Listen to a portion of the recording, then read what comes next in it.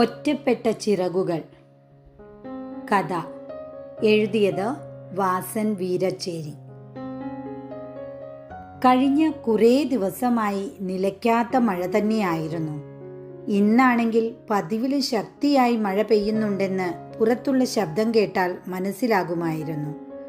വളരെയേറെ ആലസ്യത്തോടെയാണ് ഞാൻ ഉറക്കമുണർന്നത്. ഇരുൾ അങ്ങോട്ട് വിട്ടുമാറിയില്ലായിരുന്നു. ഞാൻ എഴുന്നേറ്റ് ജനൽ കർട്ടൻ നീക്കി പുറത്തേക്ക് നോക്കി. ഈശ്വരാ, എന്തൊരു മഴയാണിത്! അടുക്കളയിൽ നിന്ന് അച്ഛൻ ആരോടോ ഫോണിൽ സംസാരിക്കുന്നത് കേൾക്കാമായിരുന്നു. ചിലപ്പോൾ അച്ഛൻ്റെ ശബ്ദം ഒരു തേങ്ങൽ പോലെയും ശകാരം പോലെയും ഉയർന്നു കേൾക്കാമായിരുന്നു. എന്തായാലും അച്ഛൻ ഇപ്പോഴൊന്നും ഇങ്ങോട്ട് വരില്ലെന്ന് ഉറപ്പായി. ഈ ഫോൺ വിളി തുടങ്ങിയാൽ മണിക്കൂറുകളോളം നീണ്ടു പോകാറുണ്ട്.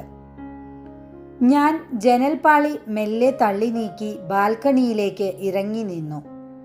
ചാഞ്ഞു വീശുന്ന മഴത്തുള്ളികൾ മുഖത്തേക്ക് വീഴുമ്പോൾ ചെറിയ വേദനയുണ്ടായിരുന്നു. ബാൽക്കണിയിലെ ഗ്രിൽസിൽ മുറുകെ പിടിച്ച് റോഡിലേക്ക് നോക്കി ചാറ്റൽ മഴ നനഞ്ഞ് അങ്ങനെ നിൽക്കാൻ ഒരു പ്രത്യേക സുഖം തോന്നി. മനസ്സും ശരീരവും ഒന്ന് തണുത്തു. രാവിലെ തന്നെ ഇങ്ങനെ മഴ നനയുന്നത് കണ്ടാൽ അച്ഛൻ അലറി വിളിക്കുമെന്ന് ഉറപ്പാണ്. എന്നാലും വല്ലാത്തൊരു സുഖം തോന്നി.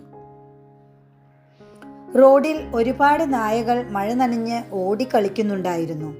പാവം, അവർക്കൊക്കെ തണുക്കുന്നുണ്ടാവില്ലേ എന്നോർത്ത് എനിക്ക് വിഷമം തോന്നി. ബാൽക്കണിയിലെ ഒരു മൂലയ്ക്ക് തണുത്തു വിറച്ച് പേടിച്ച് പതുങ്ങിയിരിക്കുന്ന ഒരു കുഞ്ഞു പ്രാവ് എൻ്റെ ശ്രദ്ധയിൽപ്പെട്ടു. ഞാൻ അതിനെ മെല്ലെ കയ്യിലെടുത്തു. അത് വല്ലാതെ വിറയ്ക്കുന്നത് പോലെ തോന്നി. ഞാൻ അതിനെ ജനൽ കർട്ടനിൽ പൊതിഞ്ഞു പിടിച്ചു. കുറച്ചു നേരം ആ പ്രാവിൻ്റെ മുഖത്തേക്ക് നോക്കിയപ്പോൾ ഇതും എന്നെപ്പോലെ അമ്മയുടെ വരവും കാത്തിരിപ്പാണോ എന്നെനിക്ക് തോന്നിപ്പോയി. അടുക്കളയിൽ നിന്ന് അച്ഛൻ്റെ വഴക്കിൻ്റെ ശബ്ദം ക്രമാതീതമായി കൂടിക്കൂടി വരുന്നുണ്ടായിരുന്നു. പുറത്ത് മഴയുടെ ഇരുമ്പലും. അച്ഛൻ എന്തിനാണ് എപ്പോഴും ഇങ്ങനെ വഴക്കിടുന്നത്? ആരോടാണ് എന്നും ഇങ്ങനെ? അച്ഛൻ അന്നൊരു വിട്ടുവീഴ്ചയ്ക്ക് തയ്യാറായിരുന്നെങ്കിൽ ഞാൻ ഇന്നെൻ്റെ അമ്മയെയും കെട്ടിപ്പിടിച്ച് പുതപ്പിനുള്ളിൽ മഴയൊച്ച ആസ്വദിച്ച് കിടന്നുറങ്ങിയേനെ. അമ്മയുണ്ടായിരുന്നെങ്കിൽ ഇപ്പോൾ ഈ കുഞ്ഞു പ്രാവിന് കൂടൊരുക്കാനൊക്കെ എന്നെ സഹായിച്ചേനെ. അതിൻ്റെ പീലികൾ തോർത്തിയുണക്കി അതിനെയും എന്നെയും കെട്ടിപ്പിടിച്ച് കഥയും പറഞ്ഞ് നമ്മൾ മഴയും കണ്ട് അങ്ങനെ കിടന്നേനെ. ഓ, അമ്മയെക്കുറിച്ച് ഓർത്തപ്പോൾ അറിയാതെ എൻ്റെ കണ്ണുകൾ നിറഞ്ഞു വന്നു.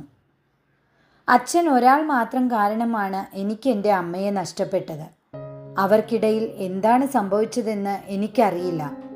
കോടതി മുറിയിൽ അന്ന് അവസാനമായി ഞാൻ അമ്മയെ കാണുമ്പോൾ അമ്മയുടെ കണ്ണുകൾ നിറഞ്ഞു കലങ്ങിയിട്ടുണ്ടായിരുന്നു. എന്നോട് യാത്ര പറയുമ്പോൾ ആ ചുണ്ടുകൾ വിറയ്ക്കുന്നുണ്ടായിരുന്നു. എന്നെ അമ്മ ഒരുപാട് സ്നേഹിച്ചിരുന്നു എന്നെനിക്കറിയാം. പക്ഷേ ഇന്നത്തെ നിയമത്തിൻ്റെ കണക്കുകൂട്ടലിൽ ഞാൻ അച്ഛൻ്റെ സംരക്ഷണത്തിൽ ഭദ്രമാണെന്ന് അച്ഛൻ്റെ കയ്യിലെ കാശ് വരുത്തി തീർത്തിരുന്നു. എനിക്ക് സ്വന്തമായി തീരുമാനമെടുക്കാൻ ഇനിയും വർഷങ്ങൾ ബാക്കിയുണ്ട്. അതുവരെ ഞാനിങ്ങനെ ഒറ്റയ്ക്ക് കഴിയണമല്ലോ എന്നോർത്തപ്പോൾ കണ്ണുകൾ വീണ്ടും അറിയാതെ തുളുമ്പിപ്പോയി. എൻ്റെ ചൂടുള്ള കണ്ണീർ ദേഹത്ത് വീണപ്പോൾ ആ പ്രാവ് എൻ്റെ മുഖത്തേക്കൊന്നു നോക്കി കണ്ണിറുക്കി. കോടതി മുറിയിൽ നിന്ന് അന്ന് അമ്മയുടെ കൂടെ പോകാൻ ഞാൻ ഒരുപാട് കരഞ്ഞിരുന്നു. അമ്മയ്ക്ക് വിട്ടുകൊടുക്കാതെ അച്ഛൻ എന്നെ നിർബന്ധിച്ച് വലിച്ചിഴച്ച് കൊണ്ടുവരുമ്പോൾ കോടതി മുറിയിലെ കാഴ്ചക്കാരുടെയൊക്കെ കണ്ണിൽ ഇറനണിഞ്ഞിരുന്നു. അതുവരെ ഞാൻ കണ്ട 100 കൂട്ടം സ്വപ്നങ്ങളാണ് അച്ഛൻ അന്ന് തച്ചുടച്ചു കളഞ്ഞത്. എന്നോടുള്ള സ്നേഹം കൊണ്ടോ അല്ലെങ്കിൽ എൻ്റെ ഭാവിയെക്കുറിച്ചോർത്തോ ഒന്നുമല്ല അച്ഛൻ എന്നെ സ്വന്തമാക്കിയത്. എന്നെ പിരിഞ്ഞു ജീവിക്കുമ്പോൾ അമ്മ അനുഭവിക്കുന്ന വിഷമം കാണുന്നത് അച്ഛന് വല്ലാത്തൊരു ഹരമാണ്. പിന്നെ എന്നെ മുൻനിർത്തിയായിരുന്നു കോടതി മുറിയിലെ അന്നത്തെ വിലപേശൽ. അച്ഛൻ്റെ എല്ലാ സമ്പാദ്യങ്ങളും അമ്മ കൈക്കലാക്കുമോ എന്നായിരുന്നു അച്ഛൻ്റെ പേടി. പക്ഷേ അമ്മ നിസ്സഹായതയുടെ നീർക്കയത്തിൽ പെട്ടുപോയതുപോലെ ദിശയില്ലാതെ കറങ്ങി നടക്കുകയായിരുന്നു. ഒരുപാട് രാത്രികളിൽ ഞാൻ അമ്മയുടെ സാമീപ്യം കൊതിച്ചിരുന്നു.